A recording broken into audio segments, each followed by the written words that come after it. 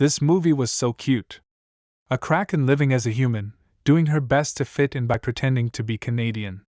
And as someone who was raised under the influence of my Canadian grandmother, I can attest to the difficulty of presenting as normal when you're Canadian. The driving conflict of this movie is complex and multilayered. Agatha Gilman, the title character's mother, was once a cephalopod warrior princess that defeated an evil mermaid.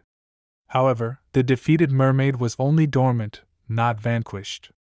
To protect her children, she moves on land and takes advantage of the cephalopod metamorphic abilities to hide as a family of humans. This alienates her mother, the Ocean Queen.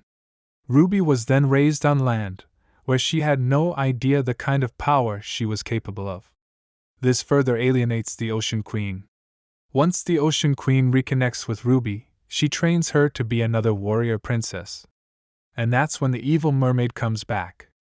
The primary conflict driving the story is the fight between Agatha and the Ocean Queen, which spills over to become a fight between Agatha and Ruby, which spills over to become a fight between the Ocean Queen and Ruby.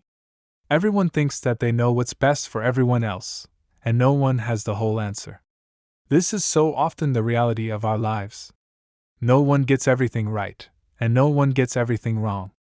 When you have someone in your life that honestly cares about you and intends your best, cutting them out of your life and hiding your fears is rarely the right way to resolve these problems.